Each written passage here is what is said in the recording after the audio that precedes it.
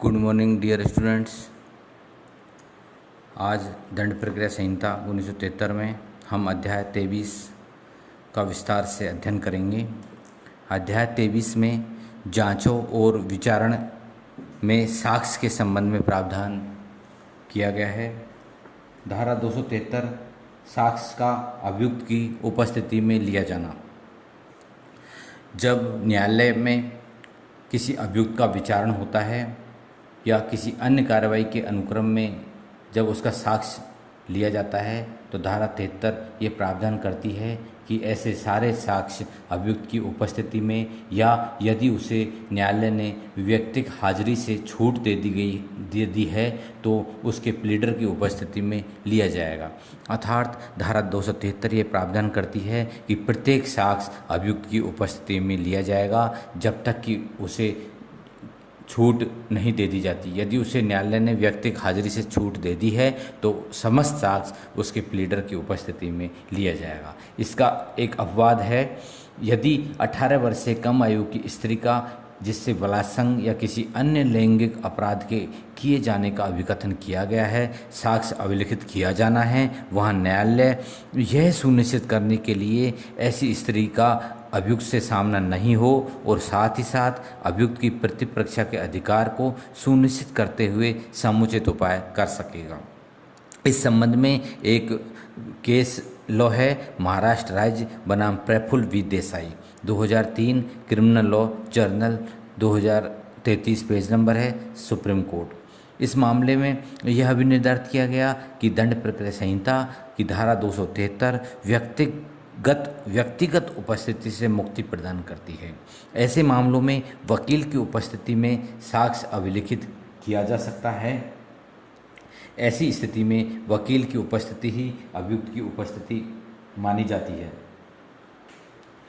इस प्रकार धारा 273 आणविक उपस्थिति उपदर्शित करती है। इससे यह दर्शित होता है कि आणविक जो है वास्तविक जो शारीरिक उपस्थिति इस ऐसे मामलों में साक्ष्य के मामलों में आवश्यक नहीं है। इससे दर्शित होता है कि इस धारा में प्रयुक्त उपस्थिति जो शब्द है वे वास्तविक शारीरिक उपस्थिति के आशय से प्रयुक्त नहीं है। यह अभिनिर्धारित किया गया कि दोनों पक्षकारों के वीडियो के जरिए वार्तालाप में दोनों पक्षकार यदि आमने सामने उपस्थित होते हैं तो इस प्रकार यह स्पष्ट होता है कि जब तक वीडियो कॉन्फ्रेंसिंग के जरिए साक्ष्य अभिलिखित करते समय अभियुक्त या उसका वकील उपस्थित है तो वह साक्ष्य अभियुक्त की उपस्थिति में दर्ज किया गया समझा जाएगा और धारा 273 की अपेक्षाओं को पूरा करने वाला समझा जाएगा। इस प्रकार साक्ष्य अभिलिखित करना विधि द्वारा विहित प्रक्रिया के अनुसार होगा।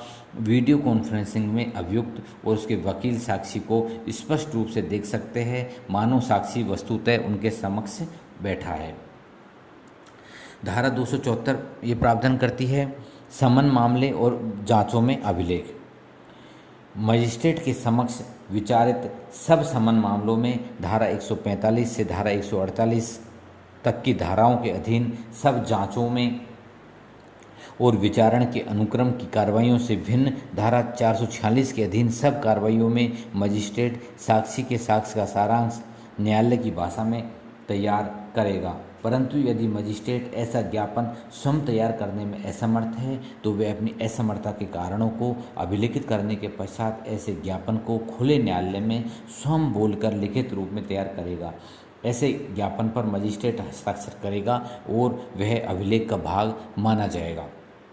साक्ष्य के सारांश का ज्ञापन समन मामले एवं जांचों में ज्ञापन ही केवल साक्ष्य का अभिलेख माना जाता है। ज्ञापन न्यायालय की भाषा में अभिलिखित किया जाएगा। अध्याय 9 के अंतर्गत पत्नियों एवं बच्चों के भरण पोषण के संबंध में कार्रवाइयों में लिए गए साक्ष्य को इस धारा के अंतर्गत उल्लिखित रीति से अभिलिखित किया जाएगा।